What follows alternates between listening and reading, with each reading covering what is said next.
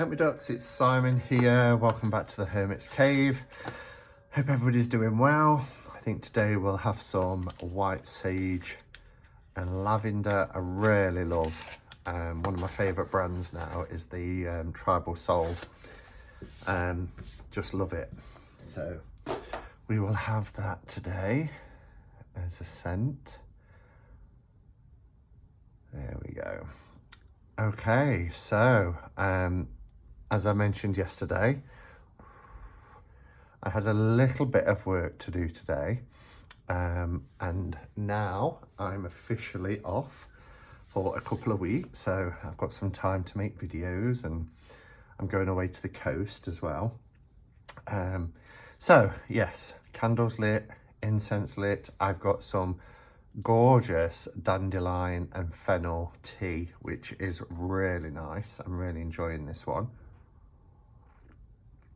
I can't remember the brand. It was from our local health shop, but it's really nice.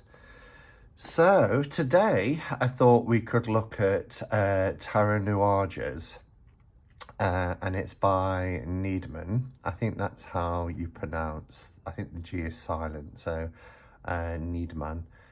Tarot Nuages, which as I mentioned, I saw, if you saw yesterday's video, I saw this in the shop at Curious Goods in Chesterfield, which is a Derbyshire town, market town. And I didn't know a lot about it. I got a text message from Chris from Elemental Cartomancy, sending me some pictures or a link to it a couple of months ago, because he said he thought it was right up my street. Kind of reminded him of, it gave him a Deviant Moon vibe, and it was one of those where I thought, well, if I come across it, I'll pick it up. I didn't add it to a wish list or anything like that, and there it was on the shelf yesterday in the shop, so I thought I would give this a go. From what I understand, and as I said, I've got very limited knowledge about this, Tarot Nuages is a place, a land within the clouds, where elves and gnomes and gargoyles and all stuff like that, the kind of mythical creatures that live in the liminal space, inhabit. I believe it's based on Marseille, but I also understand that it's not a traditional Marseille, because there are some kind of illustrations and you'll get some elves and pixies and things amongst the pips. So it's semi-illustrated, well, it's fully illustrated, semi-scenic, I should say. But it comes in this nice compact box that US Games are quite synonymous with now. So it says, the faraway town of Nuages in the land of clouds has its own culture, creatures, traditions, and tarot. Tarot Nuages pays tribute to Marseille-style tarot with some unique elements, but it also embraces a modern, playful spirit with goblins, penguins, pixies, gargoyles, and animated mushrooms. Why not? Inhabiting the minor arcana. The major arcana introduces a pantheon of demigods and high-powered personalities that will lead readers through an unforgettable tarot journey. Includes 79 cards and a 64-page booklet. So I wonder what the 79th card is. It's by US Games. We get this nice, sturdy 2-part box with the cutout for the thumb and finger. Let's just take the cards out. Oh, I love the backs. The backs are what's the same style as the sides of the boxes. So you can see here, nice sturdy box. It's black on the inside, which is quite nice and stylish. So I'm really liking that. Nice, sturdy. We do get a little white book of sorts. It's bound quite nicely. I like that, and it's quite a compact little book. It's 63 pages, so nothing too exhaustive when it comes to text and information. Let's see what you get. 2021, so it's not as new as I thought it was. It's last year. In the town of Nuages, towers and palaces rise up from the clouds in the sky. Strange legends are told of the different creatures and people who live here. Nuages has its own culture and nobility, its own mythical creatures, monsters and demigods. Based on early 16th century Western Europe, the town was placed between our world and another far away. Since then, it developed its own unique way, having few and rare visitors from the outer world. And I really love this because it lends itself to just, I don't know, our inner child. It does me, you know, the fairy tales of lands far away.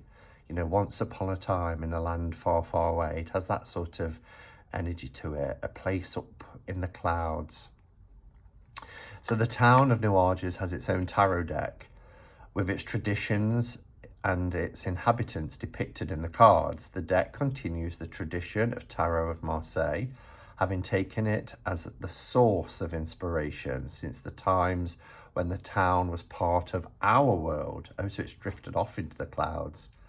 Through the ages, the odd creatures have found their places in tarot, becoming minions for the different suits. Oh, I see. So there will be different character or creature that is represented for each suit. The one suit connected with the fire element is followed by eager goblins and spirits of fire called imps. Oh, don't talk to me about imps. The chalices, whose element is water, attract penguins. I wonder where penguins come in. Oh, and so mushrooms will be earth because they grow from the earth, don't they? Attract penguins, creatures of ocean and ice, and tender fairy pixies. The suit of swords and the air of element is illustrated by grim, ponderous creatures that inhabit the upper floors and rooftops of Nuages. These are the warlike and enduring gargoyles. Oh, that's cool. So the gargoyles, because they're up high in the roofs and tops of tall buildings, they're in the sky representing the air element, and the coins referring to the earth element and productivity become associated with mushrooms and bees. Love it. Clever.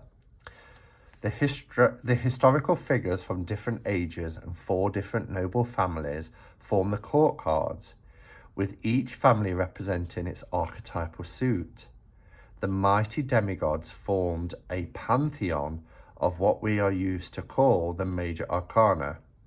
For example, the clown Malgaus, Malgos, oh dear, is depicted as the fool, and Loritrice, the powerful entity, is shown on the High Priestess card. These references are due to the powers, personality, and deeds of demigods, which show them aligned with those cards' meanings. So basically, the major arcana, we have the demigods, and the minor arcanas, we've got different characters which are associated with the elements of the suits. And then we get a look about the history of this deck. The idea for the Tarot Nuages deck started several years ago when I was first introduced to tarot itself. I'd seen many decks, including, of course, the famous Rider-Waite Smith deck with its revolutionary minor arcana cards. At the same time, I was fascinated by the original old Marseille style decks, with their simple images suggesting the essence of old times. I like the modern decks, but always considered the Tarot of Marseille as the historic source of all tarot decks. Okay. As time passed, the idea of combining the old and the new began to take shape. The ideas developed into what would become the Tarot Nuages, whose name and concept itself pay tribute to Marseille decks. So there's quite a bit of information here about the concept of the deck and its evolution until it was finalized and produced. Then we get the cards. So the clown striding across the lands. So what do we get? A couple of paragraphs, I think, for each one. Yeah, the magician, 2 paragraphs there. So it tells you the characters as well. Arcana, I can't read these words. Arcana levitates himself above the planes, being in harmony with the elements during his meditation. So it's the magician, you know, using the tools that he's got. So it does give you a name. So the Empress is Eteria, sits on her throne of a living plant for our Empress. Vortisan, the Emperor. So we're introduced to all of these characters and we get the names of each of the demigods. So because it's following Marseille, notice that justice is 8 and strength is 11.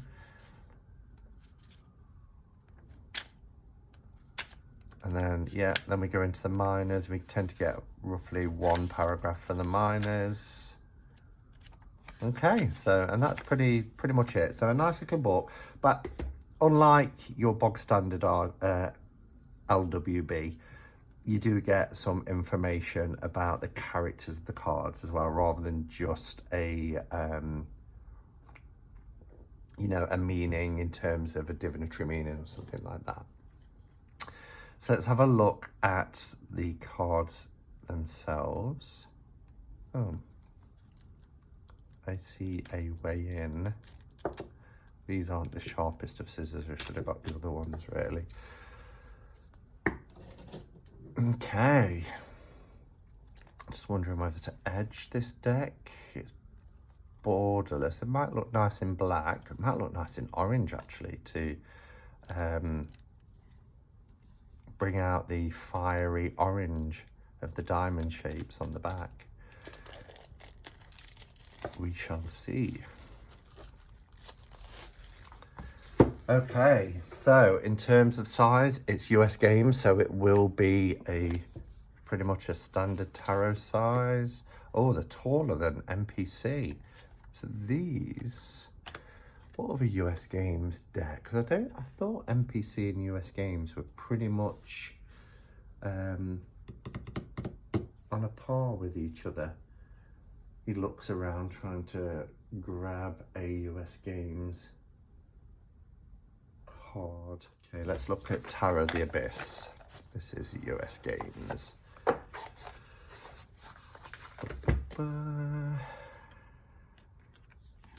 Yeah, Tarot Nuages is bigger, slightly, and I'm really splitting hairs, slightly narrower by very slight amount. But yeah, this deck is taller. Oh, getting the wrong way around. Taller than your usual US games. And I thought it would be because US games and NPC tend to have the same size card. So quite a tall deck. I'm just thinking, would that look nice in orange? Would it look better in black? I'm thinking black. But anyway, let's take a look. I'm gonna bring the camera down so we can have a close look at what's going on in these images. Okay, I think that's pretty much in the frame. What I didn't mention is the cardstock. Everybody likes to know about the cardstock. It's US games, so it's going to be glorious. I love US games cardstock. Just notice a little bit of chipping there.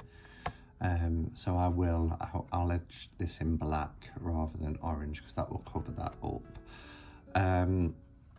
I love their cardstock. I don't know if you can see, but it's very smooth. It has that waxy feel. So when you do that, you feel like you've got a little bit of wax on your fingers. Really nice, strong core. I love their cardstock. This and MPC's Superior Smooth, probably my favorite cardstock. Now, they're kind of borderless, so we don't have borders on the sides. For the majors, you'll notice there's a panel at the top for the number and one at the bottom for the title. When we get through to the minors, because the number is in with the title, we don't get the panel at the top. So it's not really a deck you can modify in that sense. When I was talking about them being a little bit taller, when I first saw this, I thought, well, I could actually take off the top because I've got the title here, and that would be okay if it was consistent all the way through, but it wouldn't. It made the majors smaller than the minors. So for the majors, you've got, you know, 2 panels. Doesn't bother me. I've got no issues at all with that. At one time, I used to really, you know, want borderless in everything. And now I'm quite enjoying a border. I think it's because I've, you know, really started to appreciate more kind of old vintage tarot decks, like the Blush and Fall and stuff, that frames the RWS images really nicely. So notice the colour tone as well. I really love this, and it was one of the things that really appealed to me. So we get this kind of sepia tone, but then there are coloured accents. So the sun here that's quite nice with this powdery yellow, and the sack that's being carried on the stick behind has these coloured checkered pattern design, and it's the same all the way through. You know, there's just like little accents of colour. Oh, I mean, isn't that beautiful? That kind of reminds me of Tara the She a little bit. But yeah, so it's kind of a hybrid of it being sepia, but with little splashes of colour to break it up. And I think it is done so well. So this is the clown of the town of Nuages, and this is Mogo, I think is how you say it, striding across the lands without a care in the world. The sun is illuminating the way forward.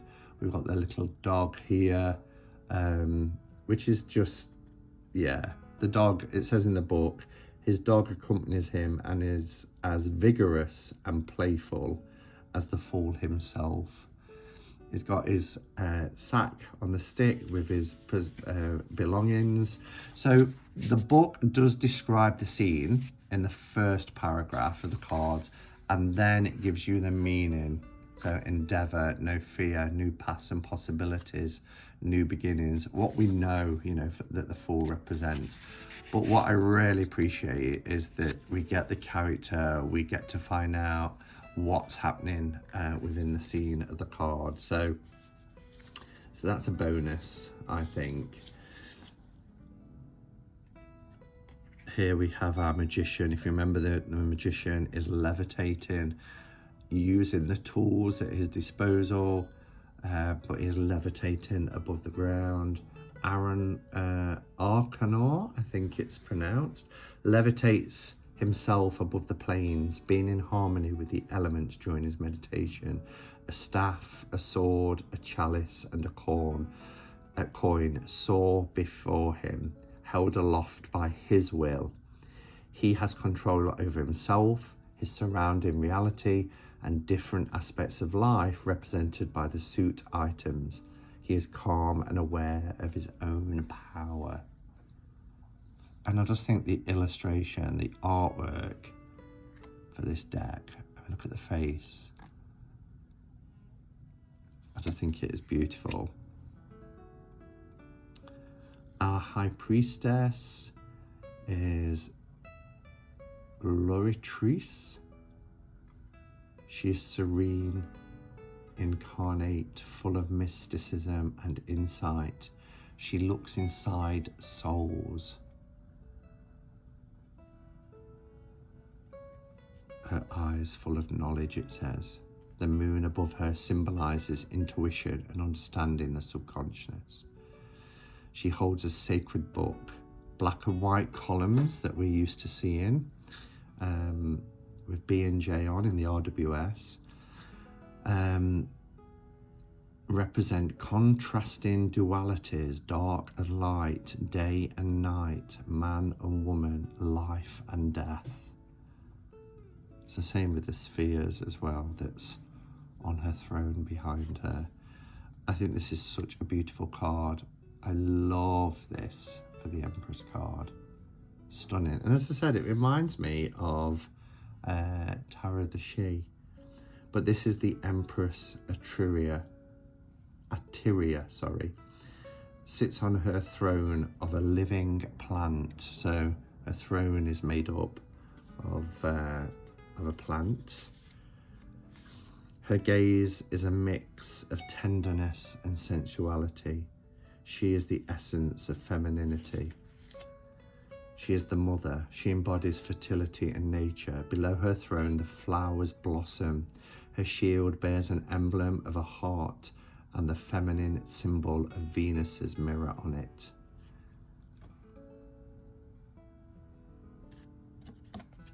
Here we have our Emperor. And look at him right on top of this structure, king of his castle. So this is Vortizan, and he's the ruler of Nuages.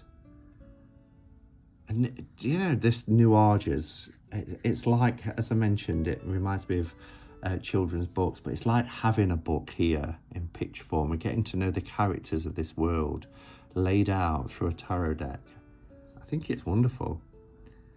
He sits on his great throne looming over the town and the lands. His body is like part of the throne, and the throne is a part of him, showing his status and literally rising him above all. He observes his lands and rules them from above. He has completely devoted himself to the role of leader.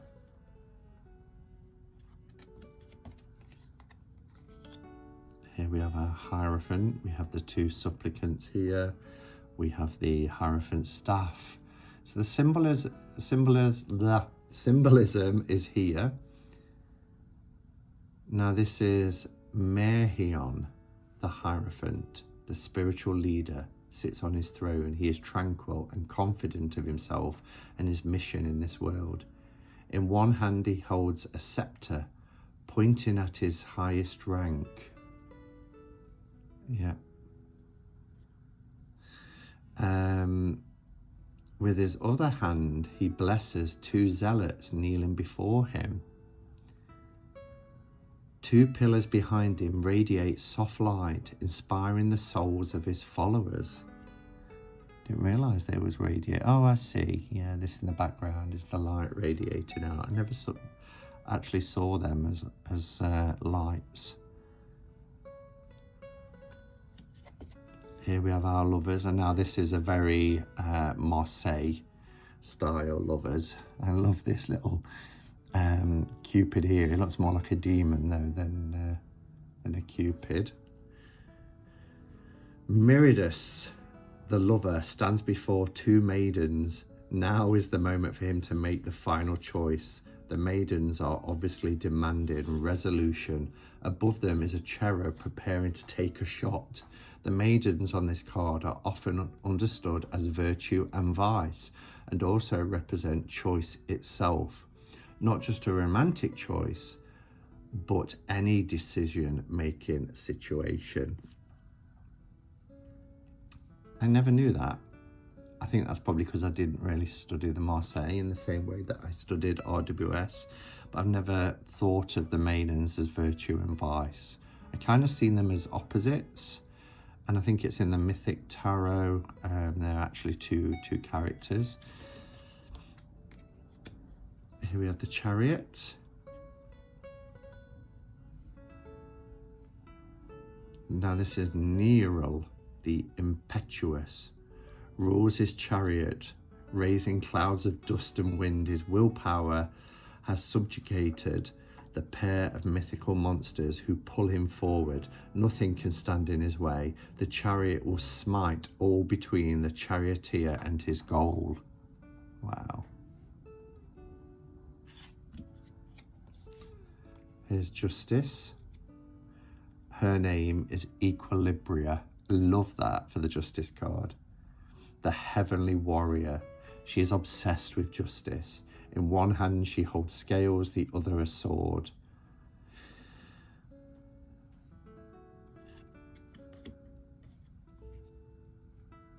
Oh, I was like, where's his head? It's there. That took me a second to kind of spot him. Amidst the desert, under the cloudy evening skies, stands Gormerius, the hermit. He is a hooded, humped figure, the hood being another barrier separating him from society. The lifted lantern contains his wisdom and knowledge. Not everyone deserves to learn from him, yet the worthy can find the hermit and learn from him if they are ready for a long quest. I love his stripy stockings and those turned up shoes. It reminds me of Rumpelstiltskin from an old Ladybird book that I had when I was a kid. We have the Wheel of Fortune. The golden wheel represents the power of fortune and the cyclic structure of everything. Cyclic structure of everything. Gosh, I can't speak today. Take some more tea. Above the wheel, the sun shines, bathing the top spokes in its rays. Below it, the dark clouds are gathered, and the tentacles of evil writhe, eager to drag into the abyss those who happen to be below. This is an amazing image though, isn't it? When you see the light and the dark like that, and these tentacles ready to grab and drag them into the abyss. But when you're at the top, you're basked by beautiful light, radiant. Even if one is below the wheel, when it turns, who was once below will now be on top, and who was in the shine of glory will fall into the darkness below. The letters on the wheel can be read as tarot, or rota, which is wheel, or Torah. The ever-rotating wheel has sharp rays that can cut through any circumstance and obstacles. So yeah, and I've often heard that as being tarot or Torah or even rota, which is very clever.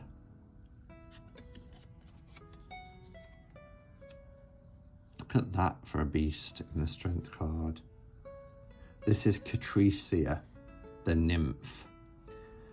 By only a wave of her hand playfully restrains a wild monster lion. She is calm, serene, almost naked, and absolutely self-confident. Around her is nothing but the bare plains, the mountain far away, and the sky. She steps easily into the wild, knowing her own power and playing with the beasts and predators. I'm loving this. Here we have the Hanged Man, his face. Now, there's two ways you can look at that. I saw that first as eyes, nose, and like these rays coming out of his nose, and then his mouth and chin. But actually, when you turn it around the right way, there's the face. But I also saw a face that way at first.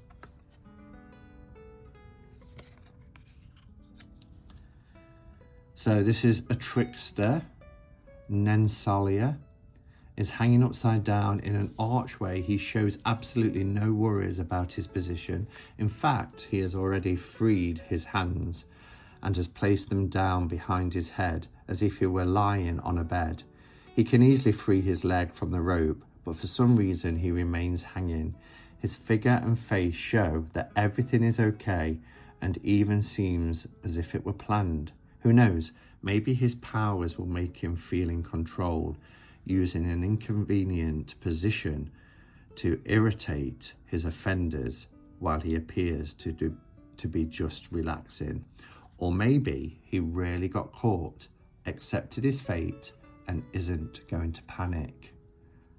That's an interesting duality to consider. Love the death card. Oh, look at that card. This is Moriand, the Grim Reaper, sitting on a throne guarding the passageway. The corridor is narrow but full of light. Behind the back of the Reaper, the clear blue sky with a couple of clouds is seen. So you do get this kind of dark tunnel, don't you? But look what's beyond. Look how severe as well that sickle looks. Showing there is nothing to be afraid of. Yeah, the blue clouds and sky shows that there's nothing to be afraid of. It's a new world there, inviting those who are ready. Love it. Here we have Temperance. Gorgeous card. Celia, the spirit of harmony, stands with her feet in the water. A long road leads to a mountain representing the earth element. Far away in the distance, so, oh yes, just there. Wow, yeah, a long path leading to the mountain. Her clothes flutter in the wind, and the fiery sun radiates above. Temperance is amidst all of the elements, harmonically surrounded by them. She pours liquid from one jar to another, the jars symbolizing extremes like the masculine and feminine that come into a state of harmony and equilibrium. Everything is balanced here. Everything is tranquil. Wow. We have a few people in the Devil card. So this is Mephirael, the notorious, mostly considered an essence of pure evil and vile desires, looms on his giant throne. His wings are enormous, his grin is disgusting, and his skin is red, as if scorched in the hellfire. His limitless power is exerted upon those who are weak of spirit. His servants crawl and kneel before his hooves. I love the way the little book describes the scenes. Oh wow, so here we have the tower. Look at these hungry beasts below, waiting to catch the fallen. A lightning bolt from the dark, low clouds fall upon the tower, knocking off its top, which is similar to a crown. The tower is burning from the inside as well as it is surrounded with flames from which fiendish beings howl and flail their arms. People who were once safe at the top of the tower are now on their way down into the fire and agony. This image is referring to the Tower of Babel, and at the same time depicts a fall from the top of the social hierarchy into the pit below. This is amazing. Look at this, the detail in the artwork. This has probably got to be one of my favorite tower cards. I love it. And then we go into the beauty of the star.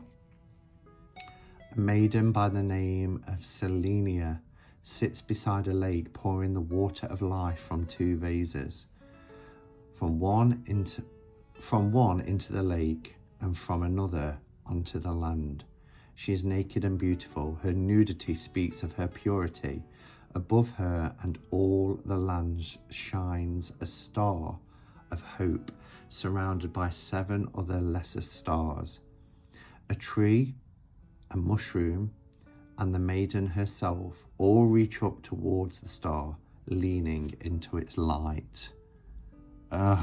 Yes, we can see the mushroom here, the tree. She's beautiful. Oh, it's amazing.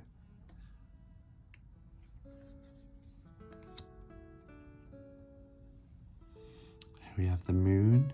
You see the crescent moon here. I love the face in the moon. We've got the two dogs, hounds, They both look like the same sort of dog rather than a wolf. We've got the two towers, the water, the crustacean. It's beautiful. A giant moon, Luniera, hangs in the night sky. Her face is calm and everything around her is quiet. Two dogs howl at the moon, and the tide draws a sea creature forward, attracted by the moonlight. All the world is dreamy as the boundaries between the reality and dreams are forgotten. Two towers bend towards the moon as if they were flexible and not stone. The road runs from the water toward the horizon and upward into the clouds. Beautifully described.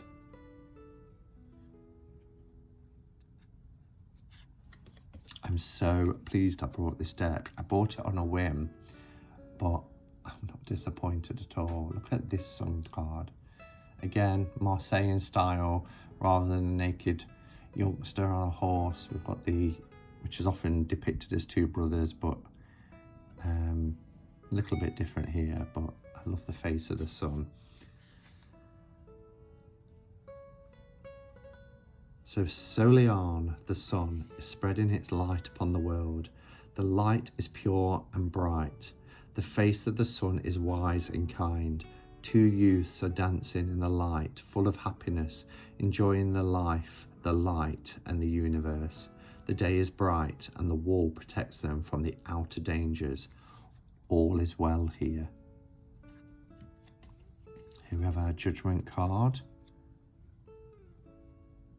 I love how the clouds have parted like this while this angel blowing a trumpet. Sorry about the noise outside. Rays of golden light break through whirling heavy clouds, from which emerges an angelic creature, Gabriel. He blows his trumpet above a graveyard hill, awakening the dead. The revived souls hail him as they step from their graves into new life. And then we have the world.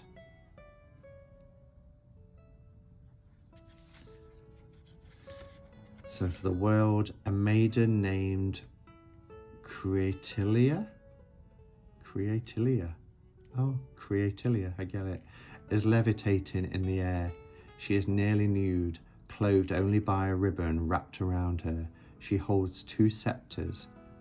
Winds ruffle her hair, and golden light emanates from her, shining in all directions. Behind her is a circle that symbolizes completion. In the corner, she is surrounded by an angel, an eagle, a bull, and a lion. The two last creatures were also seen in the chariot and strength cards accordingly. All is balanced, enlightened, and completed here. I love the colours as well. Okay, so I'm not going to read the descriptions for because all it says here is it just describes it. A large wand is held up by a hand emerging from the clouds. The wand pulses with light. So it describes it again, but it's just a couple of sentences. And if you remember when I shared from the book at the beginning, each suit has its character, its creature associated with it, which is also linked to the elements. So if I find it here, so we've got wands, which is the fire element, obviously, and this is eager goblins and the spirits of fire called imps. So we've got eager goblins and the imps in this suit. So it classes itself as inspired by Marseille rather than a Marseille deck. But as you can see, we do have these characters within the cards as well. Oh, and then, there is some scenic things happening here. also these little imps, fire imps. And if we think of the 3 of Wands from the RWS, I can see where they're going.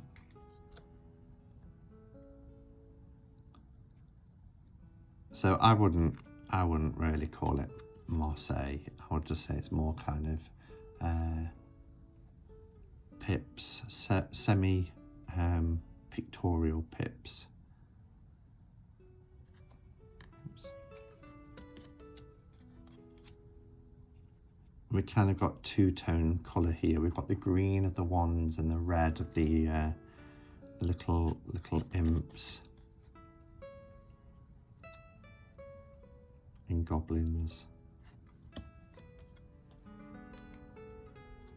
See, for me, this is more RWS than Marseille.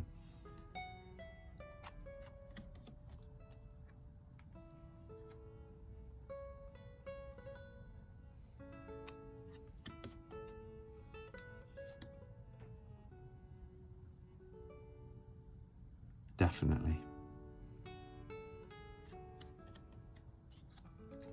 And then we have our quartz.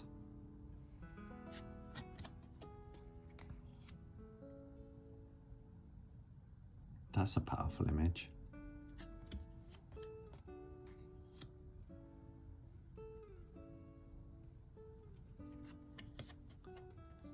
And our king. And then we have the chalices, which is water. So in this one we get the penguins and the fairy pixies. There's the little penguins. How cute are they? And there's the fairy pixies. So we've got the lemniscate here.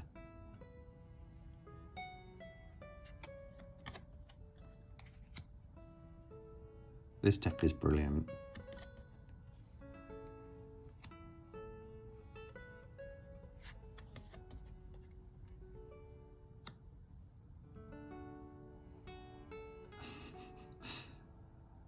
Little penguin overlooking the spilt cups.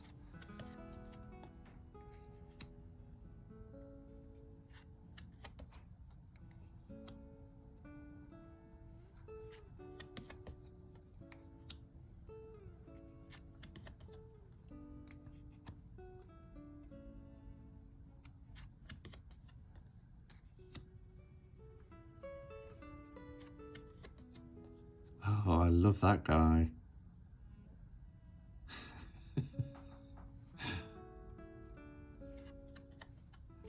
Oh, wow. The knights are very similar in style.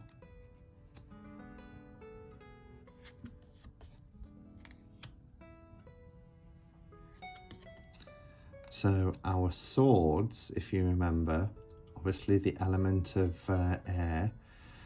This is where we get the war-like gargoyles that are on rooftops and buildings. So yeah, our warring gargoyles. Wow, look at that.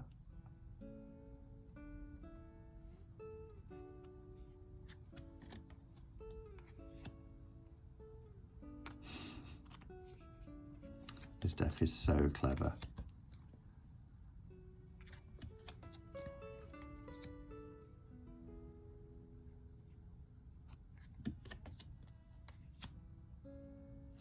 You could almost make up, you know, stories with this deck as well. You know, it being this land within the clouds, far, far away, and the characters that we've been given names for, and these kind of creatures. Look at that page. He's got a gargoyle on top of his helmet.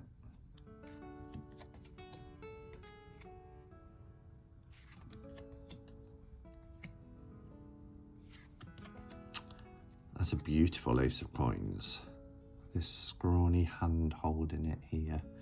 So our coins, because it's the earth element, is the mushrooms and the bees. The mushroom people.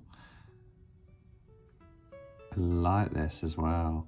So it's got US Games Systems 2021. So US Games Systems Incorporated 2021.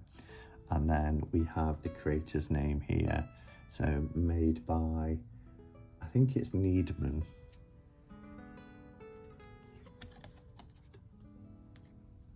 Oh, look at that for the 3 of coins. It's 3 of coins week in the Hermit's Cave Facebook group, and I haven't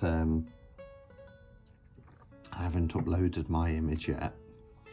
But I think this is going to have to, oh no, it's 2 of coins week. Sorry, it's 2 of coins week. I might save that for next week and do the one I was going to do this week. I love it. Look how intricate the coins are. I mean, how beautiful is that? And look at that little guy. And the bee is there at the top. Don't you just love this deck? Oh, look, don't be sad.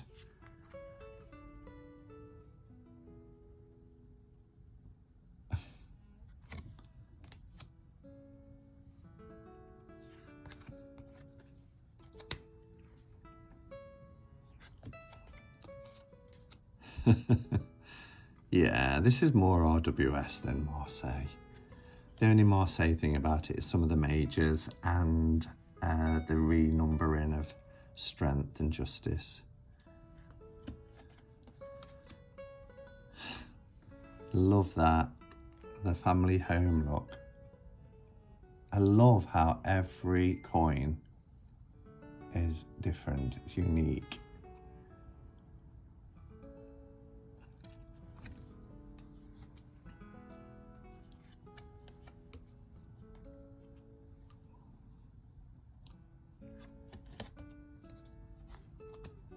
I like the uniformity between the courts as well, with the queens being kind of on steps or on high hills.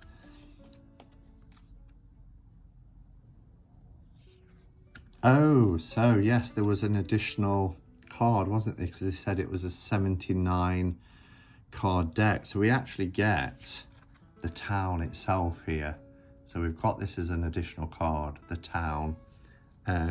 Whether you include it or, I mean, it's without number. In the clouds, look. So this is Nuages. And then we've got a couple of extra cards here. That's probably a card written about the creator, or isn't, I don't know, not quite sure what that is. And then we've got an extra fall and an extra town. Have I just, well, that's strange. That must just be a printing error, because I've got 2 full cards. There's no difference between the two. So 2 full cards and 2 cards of the town. I wonder if anybody else has got that, or whether that's just me. I'll leave them out. Those 2 out. Interesting. So I just wanted to look at our aces together and our knights. So let's go to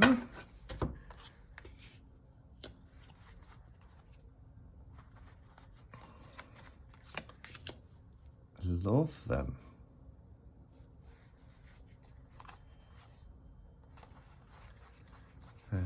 Where are we?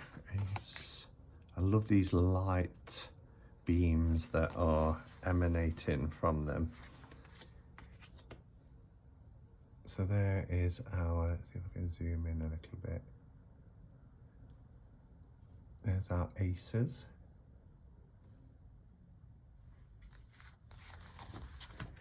And then if we have a look at our knights, because they really stood out to me.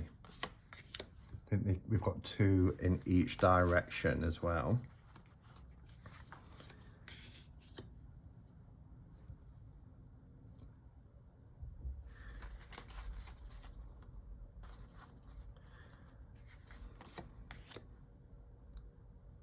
Yeah. Love it. So there we have it. That's our knights as well. I really love this deck. I am so glad I took a punt, and when I saw it in the shop, decided to get it. Everything about it, the art is fabulous. I love these backs. I will edge it in black just because one of the cards had a little chip on it, and it will cover that up quite nicely. Nice size, but if you do have little hands, there probably will be perhaps a challenge to shuffle or to hold. But yeah, really like it. I like the theme, the style, the beautiful use of flashes of colour on this kind of sepia general sort of theme. But yeah, love it. Do you have this deck? Tarot of Nuages. Let me know if you do, if you enjoy working with it. And yeah, it wasn't expensive. I think I took the cellophane off now, but it did have, oh, that's off the cards itself. Here we go. How much did I pay? I paid £24 for this one. So I thought it was about 17 or 18, but that must have been the Druid Craft from yesterday that I got at the same time. All right, thank you for watching, everybody. And yeah, let me know your thoughts in the comments below. And until next time, go in peace. Namaste and blessed be.